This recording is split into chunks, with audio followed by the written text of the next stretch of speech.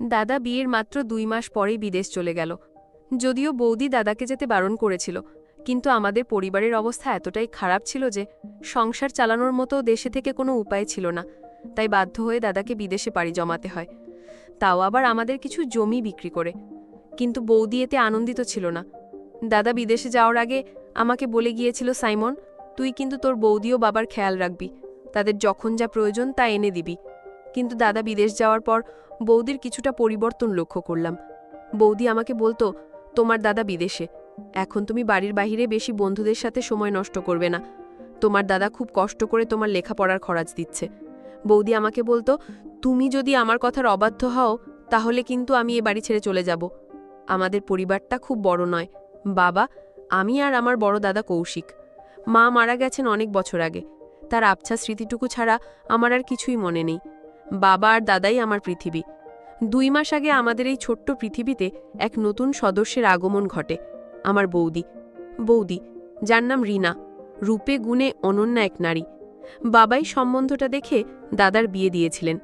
দাদাও এক দেখাতেই বৌদিকে পছন্দ করে ফেলে। বিয়ের পর আমাদের সাদামাটা সংসারটা যেন খুশির আলোয় ঝলমল করে উঠেছিল। বৌদি অল্পদিনে পুরো বাড়িটা গুছিয়ে নিয়েছিলেন। বাবার দেখাশোনা, আমার পড়াশোনার খোঁজ খবর, সব দিকেই তার ছিল সজাগ দৃষ্টি। আমি তার মধ্যে আমার হারানো মায়ের ছায়া খুঁজে পেতাম। কিন্তু এই সুখের দিনগুলোতেও একটা কালো মেঘের ছায়া ছিল, আমাদের আর্থিক অনটন। দাদা একটা বেসরকারি কোম্পানিতে সামান্য বেতনে চাকরি করত। সেই টাকায় দিয়ে বাবার চিকিৎসা, আমার পড়াশোনা আর সংসারের খরচ চালানো দিন দিন কঠিন হয়ে পড়ছিল। একদিন রাতে খাওয়ার পর বাবা দাদাকে ডেকে বললেন, কৌশিক, এভাবে আর কতদিন? তোর ছোট দাদার পড়াশোনা আছে, আমারও ওষুধের খরচ বাড়ছে। তুই বরং আমাদের গ্রামের শেষ সম্বল ওই জমিটা বিক্রি করে বিদেশ চলে যা। একবার বিদেশে যেতে পারলে আমাদের আর কোনো অভাব থাকবে না। বাবার প্রস্তাবটা শুনে আমার মনটা খুশিতে নেচে উঠলেও বৌদির মুখটা ফ্যাকাশে হয়ে গেল। তিনি নিচু স্বরে বললেন, বাবা, ও বিদেশে চলে গেলে আমরা কিভাবে থাকব? ও দেশেই কিছু একটা করার চেষ্টা করুক না। দাদা বৌদির হাত ধরে বোঝানোর চেষ্টা করল, দাদা ঠিকই তো বলছে, দাদা বিদেশে গেলে আমাদের সব কষ্ট দূর হয়ে যাবে, তুমি প্লিজ রাজি হয়ে যাও। আমার আর দাদার সম্মিলিত অনুরোধে বৌদি শেষ পর্যন্ত রাজি হলেন। কিন্তু তার সেই সম্মতির পেছনে কোনো আনন্দ ছিল না, ছিল একরাশ বিষণ্ণতা আর চাপা কষ্ট। যে মানুষটা দাদার বিদেশ যাওয়ার কথা শুনতেই পারতেন না, তার এই হঠাৎ পরিবর্তনে আমরা কিছুটা অবাক হলেও স্বস্তি পেলাম। দ্রুত সব ব্যবস্থা হয়ে গেল। 5 দিন পরেই দাদার ফ্লাইট। এই 5টা দিন বৌদিকে দেখলাম একটা ছায়ার মতো বাড়িতে ঘুরে বেড়াতে। তার মুখের হাসিটা যেন একেবারেই হারিয়ে গিয়েছিল। দাদা যেদিন এয়ারপোর্টের উদ্দেশ্যে রওনা হবে, সেদিন সকাল থেকেই বাড়িটার উপর যেন একটা শোকের ছায়া নেমে এসেছিল। বৌদি সারা রাত ঘুমাননি। দাদার জন্য খাবার তৈরি করা থেকে শুরু করে তার ব্যাগ গোছানো, সবকিছুই তিনি যান্ত্রিকভাবে করে যাচ্ছিলেন। তার ফোলা চোখ দুটো বলে দিচ্ছিল তিনি কতটা কান্না নিজের ভেতর চেপে রেখেছেন। দাদা যাওয়ার আগে আমাকে একা ডেকে নিয়ে গেল। আমার কাঁধে হাত রেখে বলল, সাইমন, আমি তো চলে যাচ্ছি, এখন এই বাড়ির পুরুষ বলতে তুই আর বাবা। বাবার দিকে খেয়াল রাখিস। আর তোর বৌদি, ও বড় একা হয়ে যাবে, ওর যখন যা প্রয়োজন হবে এনে দিবি।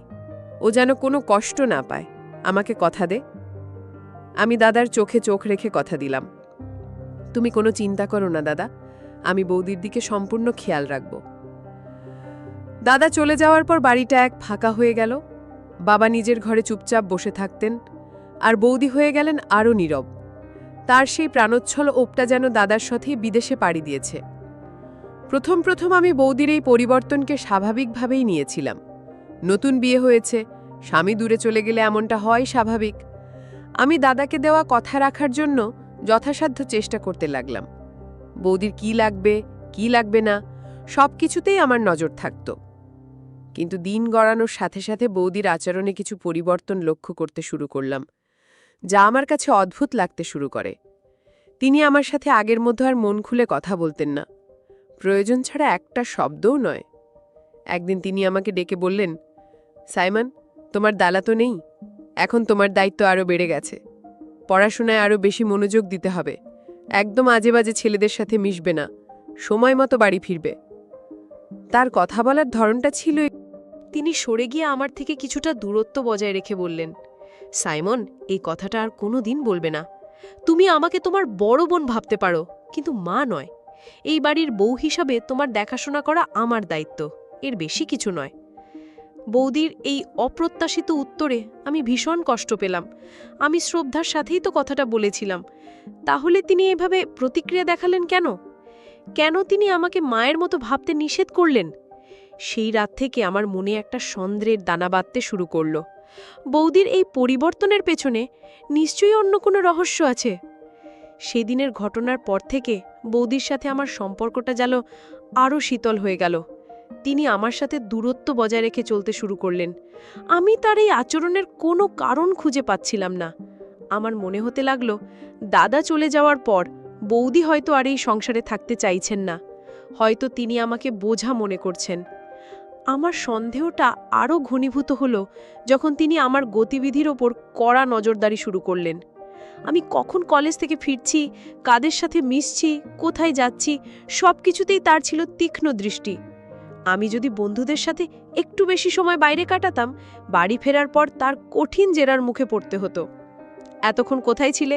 তোমার না পড়ার চাপ আছে? এই ধরনের প্রশ্ন তার মুখে লেগেই থাকত। আমার ব্যক্তিগত স্বাধীনতায় এই ধরনের হস্তক্ষেপ আমার একদমই ভালো লাগছিল না। আমার মনে হতে লাগলো, বৌদি আমাকে শাসন করার নামে আসলে কষ্ট দিচ্ছেন। তিনি হয়তো চাইছেন আমি অতিষ্ঠ হয়ে বাড়ি থেকে চলে যাই, আর তাহলে তিনি এই সংসারটা নিজের মতো করে চালাতে পারবেন। একদিন আমার এক বন্ধু একটা অনুষ্ঠানে যাওয়ার জন্য জোর করছিল। আমি বৌদির কাছে অনুমতি চাইতে গেলে তিনি সরাসরি না করে দিলেন।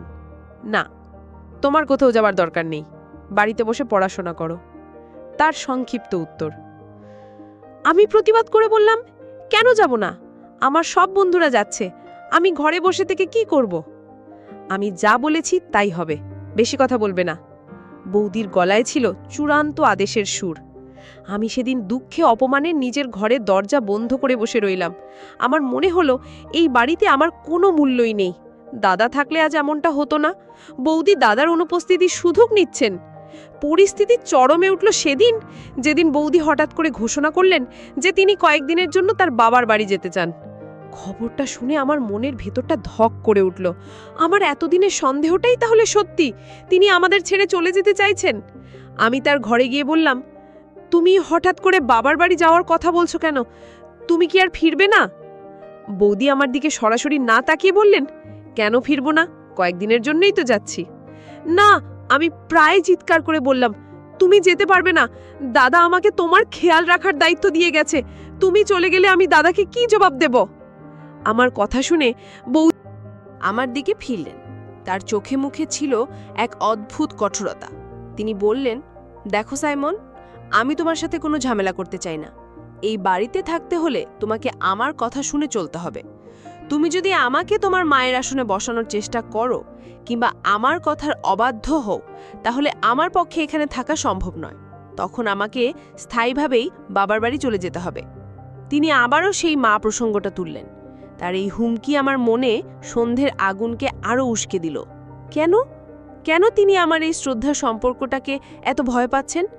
কেন তিনি আমাকে নিয়ন্ত্রণে রেখে এই বাড়ি ছেড়ে চলে যাবার হুমকি দিচ্ছেন? আমার মন বলছিল, এর পেছনে নিশ্চয়ই কোনো গভীর এবং অশুভ উদ্দেশ্য লুকিয়ে আছে। বৌদি, আপনি আমার বড় বোনের মতো, আপনার কোনো কথাই আমি আর অমান্য করব না।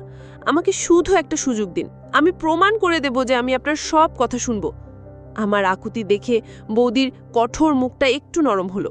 তিনি একটা দীর্ঘশ্বাস ফেলে বললেন, ঠিক আছে, এটাই তোমার শেষ সুযোগ। এরপর এমন কিছু হলে আমি কিন্তু আর এক মুহূর্ত এই বাড়িতে থাকব না। সেদিন থেকে আমি নিজেকে পুরোপুরি বদলে ফেলার চেষ্টা করলাম। বৌদি যখন যা বলতেন আমি তা পালন করতাম। বন্ধুদের আড্ডা এড়িয়ে চলতাম, সময় মতো বাড়ি ফিরতাম, পড়াশোনায় আগের চেয়ে অনেক বেশি মনোযোগী হয়েছিলাম। আমার এই পরিবর্তনে বাড়ির পরিবেশটা আবার কিছুটা শান্ত হলো। বৌদিও আমার সাথে আগের চেয়ে কিছুটা স্বাভাবিকভাবে কথা বলতে শুরু করলেন। কিন্তু আমার মন থেকে সন্ধে কাটাটা পুরোপুরি উপড়ে ফেলতে পারলাম না। আমার মনে হতো, বৌদি হয়তো কোনো বড় পরিকল্পনা করছেন। তিনি হয়তো চাইছেন আমি তার সম্পূর্ণ নিয়ন্ত্রণে থাকি, যাতে তিনি তার কোনো উদ্দেশ্য সফল করতে পারেন। তিনি কি দাদার পাঠানো টাকা আত্মসাৎ করার চেষ্টা করছেন, নাকি এই বাড়িটা বিক্রি করে দেওয়ার কোনো ফন্দি আটছেন, নাকি অন্য কিছু? ঠিক বুঝতে পারছিলাম না। নানা রকম কুচিন্তা আমার মাথায় ঘুরপাক খেত। একদিন রাতে দাদার ফোন এলো। দাদা সাধারণত আমার সাথে বেশি কথা বলতো, কিন্তু সেদিন তিনি বৌদির সাথে কথা বলতে চাইলেন। বৌদি ফোন নিয়ে নিজের ঘরে চলে গেলেন এবং দরজা বন্ধ করে দিলেন। আমি দরজার বাইরে কান পেতে তাদের কথা শোনার চেষ্টা করলাম।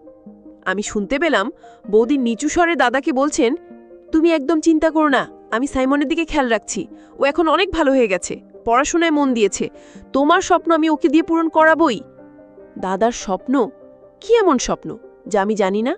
আর সেই স্বপ্ন পূরণের সাথে বৌদির এই কঠোর আচরণের কি সম্পর্ক? আমি কোনোভাবেই মেলাতে পারছিলাম না। আমি সিদ্ধান্ত নিলাম, যেভাবেই হোক এই রহস্যের শেষ আমি দেখব। আমি বৌদির ওপর গোপনে নজর রাখতে শুরু করলাম। তিনি কখন কি করেন, কার সাথে ফোনে কথা বলেন, সব কিছুই আমি লক্ষ্য করতাম। কিন্তু সন্দেহজনক কিছুই আমার চোখে পড়ল না। তিনি বাড়ির কাজ আর আমার দেখাশোনার বাইরে তেমন কিছুই করতেন না। একদিন বিকেলে বাড়ি ফিরে দেখি বৌদি দাদার পুরনো ট্রাঙ্কটা খুলে কী সব কাগজপত্র নাড়াচাড়া করছেন। আমাকে দেখেই তিনি ট্রাঙ্কটা বন্ধ করে ফেললেন। তার এই তড়িঘড়ি আচরণ আমার সন্দেহকে শতগুণ বাড়িয়ে দিল। আমি সরাসরি তাকে জিজ্ঞাসা করলাম, দাদার ট্রাঙ্কে কি করছিলে বৌদি? কোনো কিছু লুকাচ্ছ আমার থেকে? আমার প্রশ্নে বৌদি চমকে উঠলেও নিজেকে সামলে নিলেন। তিনি শান্ত গলায় বললেন, তেমন কিছু না, পুরনো কিছু কাগজপত্র দেখছিলাম। কিসের কাগজপত্র, আমাকে দেখতে পারি? আমি প্রায় জেদের সুরেই বললাম, সাইমন, তুমি সীমা ছাড়িয়ে যাচ্ছ। বৌদির গলা আবার কঠোর হয়ে উঠল। সব বিষয়ে তোমার নাক গলানো আমি পছন্দ করছি না। এই কথা বলে তিনি ঘর থেকে বেরিয়ে গেলেন। কিন্তু আমি স্থির করে ফেলেছিলাম, আজ আমি ট্রাঙ্কটা খুলে দেখবই। বৌদি যখন রান্নাঘরে ব্যস্ত ছিলেন, আমি ঘরে ঢুকে ট্রাঙ্কটা খুললাম। ভেতরে দাদার পুরনো জামা কাপড়, সার্টিফিকেট আর কিছু ডায়েরি ছিল। আমি একটা ডায়েরি হাতে তুলে নিলাম। এটা দাদার লেখা ডায়েরি। আমি পাতা উল্টাতে লাগলাম। এক জায়গায় এসে আমার চোখ আটকে গেল। দাদা লিখেছে, আজ বাবার সাথে অনেক কথা হলো। তিনি চান আমি জমি বিক্রি করে বিদেশ চলে যাই। হয়তো এটাই করতে হবে। নিজের পড়াশোনাটা শেষ করতে পারিনি, অল্প বয়সে সংসারের হাল ধরতে হয়েছে। এই আফসোসটা আমার সারা জীবন থেকে যাবে। কিন্তু আমি চাই না আমার দাদায়ের জীবনটাও আমার মতো হোক। সাইমন খুব মেধাবী। আমি স্বপ্ন দেখি ও একদিন অনেক বড় ইঞ্জিনিয়ার হবে। ওর পড়াশোনার খরচের জন্যই আমাকে বিদেশে যেতে হবে। আমি চলে গেলে ওর দিকে কে খেয়াল রাখবে? এই চিন্তাটা আমাকে কুঁকড়ে খাচ্ছে। গ্রামের পরিবেশ ভালো না, সঙ্গদোষে অনেক ভালো ছিলেও নষ্ট হয়ে যায়। ডায়েরির পরের পাতায় লেখা ছিল, আজ রিনার সাথে কথা বললাম। ওকে আমার স্বপ্নের কথা জানিয়েছি। আমি ওকে অনুরোধ করেছি, আমি না থাকলে ও যেন সাইমনের ওপর কড়া নজর রাখে, ওকে যেন কোনোভাবেই বন্ধুদের পাল্লায় পড়ে নষ্ট হতে না দেয়, ও যেন ওর পড়াশোনাটা ঠিকমতো শেষ করতে পারে, সেই দায়িত্বটা আমি রিনার কাঁধেই দিয়ে যাচ্ছি। রিনা আমাকে কথা দিয়েছে ও সাইমনকে নিজের দাদার মতোই দেখবে এবং ওকে মানুষ করার জন্য যা যা করা দরকার সবই করবে। ডায়েরিটা পড়তে পড়তে আমার হাত কাঁপছিল, আমার চোখ দিয়ে পানি গড়িয়ে পড়ছিল। তাহলে এই ছিল আসল ঘটনা। বৌদির কঠোরতার পিছনে লুকিয়েছিল আমার প্রতি তার দায়িত্ববোধ আর দাদার প্রতি দেওয়া তার প্রতিশ্রুতি। দাদার ডায়েরির লেখাগুলো আমার চোখের সামনে থেকে সব কুয়াশা সরিয়ে দিল। আমি বুঝতে পারলাম আমি কত বড় ভুল করেছি। যে মানুষটা আমার দাদার স্বপ্ন পূরণ করার জন্য নিজের সবটুকু দিয়ে চেষ্টা করে যাচ্ছেন, আমি তাকেই সন্দেহ করেছি, তাকেই ভুল বুঝেছি। আমার নিজেকে পৃথিবীর সবচেয়ে অপরাধী মানুষ বলে মনে হতে লাগলো। আমি ডায়েরিটা হাতে নিয়ে টলতে টলতে রান্নাঘরের দরজায় গিয়ে দাঁড়ালাম। বৌদি আমাকে ওই অবস্থায় দেখে ছুটে এলেন। কি হয়েছে সাইমন, তোমার শরীর খারাপ লাগছে? আমি তার কোনো কথার উত্তর দিতে পারলাম না, শুধু ডায়েরিটা তার সামনে মেলে ধরলাম আর কান্নায় ভেঙে পড়লাম। বৌদি, আমাকে ক্ষমা করে দিন, আমি কাঁদতে কাঁদতে বললাম। আমি আপনাকে ভুল বুঝেছি, আমি আপনাকে অনেক কষ্ট দিয়েছি, আমি একজন অকৃতজ্ঞ অপরাধী। ডায়েরিটার দিকে তাকিয়ে বৌদি সব বুঝতে পারলেন। তার চোখ দুটোও পানিতে ভরে উঠল। তিনি বললেন, কাঁদছিস কেন বোকা ছেলে? এতে তোর কোনো দোষ নেই। আমি হয়তো তোমাকে ঠিকমতো বোঝাতে পারিনি। না বৌদি, দোষ আমারই। আমি বুঝতে পারিনি আপনার শাসনের আড়ালে এতখানি ভালোবাসা আর দায়িত্ববোধ লুকিয়েছিল। আপনি কেন আমাকে বলেননি যে দাদা আপনাকে এই দায়িত্ব দিয়ে গেছে? বৌদি আমাকে তুলে ধরে বললেন, কারণ আমি চাইনি তুমি করুণার পাত্র হয়ে থাকো। আমি চেয়েছিলাম তুমি নিজের দায়িত্ববোধ থেকে পড়াশোনা করো, মানুষ হও, তোমার দাদার স্বপ্ন পূরণ করো। তোমাকে মা বলে ডাকতে নিষেধ করেছিলাম, কারণ মা অনেক সময় সন্তানের আবদার ফেলতে পারেন না, কিন্তু একজন বড় বোন বা অভিভাবক কঠোর হতে পারেন। তোমার ভালোর জন্যই আমাকে এই কঠিন পথটা বেছে নিতে হয়েছিল। তার কথা শুনে আমার শ্রদ্ধায় ভালোবাসায় মাথা নত হয়ে এলো। আমি বুঝতে পারলাম দাদা আমার জন্য একজন দেবীর মতো বৌদি রেখে গেছেন, যিনি শুধু আমার সংসারের দায়িত্ব নেননি, আমার ভবিষ্যতের দায়িত্ব নিজের কাঁধে তুলে নিয়েছেন। সেদিন থেকে আমাদের সম্পর্কটা বদলে গেল। আমি আর তাকে ভয় পেতাম না, বরং আগের চেয়ে অনেক বেশি শ্রদ্ধা করতাম। তার প্রতিটি নির্দেশের পেছনের কারণটা আমি তখন বুঝতে পারতাম। আমি পড়াশোনায় মন দিলাম, কারণ আমি জানতাম আমার সফলতার সাথে জড়িয়ে আছে আমার দাদার স্বপ্ন আর আমার বৌদির প্রতিশ্রুতি।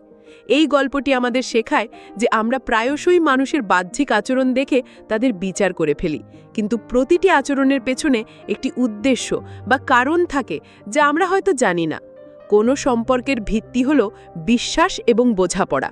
কঠোর শাসনের আড়ালেও অনেক সময় গভীর স্নেহ এবং মঙ্গল কামনা লুকিয়ে থাকতে পারে। তাই কোনো সিদ্ধান্ত নেওয়ার আগে বা কাউকে ভুল বোঝার আগে পর্দার আড়ালের আসল সত্যটা জানার চেষ্টা করা উচিত। ভালোবাসা মানে শুধু আদর বা প্রশ্রয় দেওয়া নয়, সঠিক পথে চালিত করার জন্য কঠোর হওয়াও ভালোবাসারই একটি অংশ। সবশেষে বলতে চাই, চ্যানেলটি সাবস্ক্রাইব করে পাশে থাকো।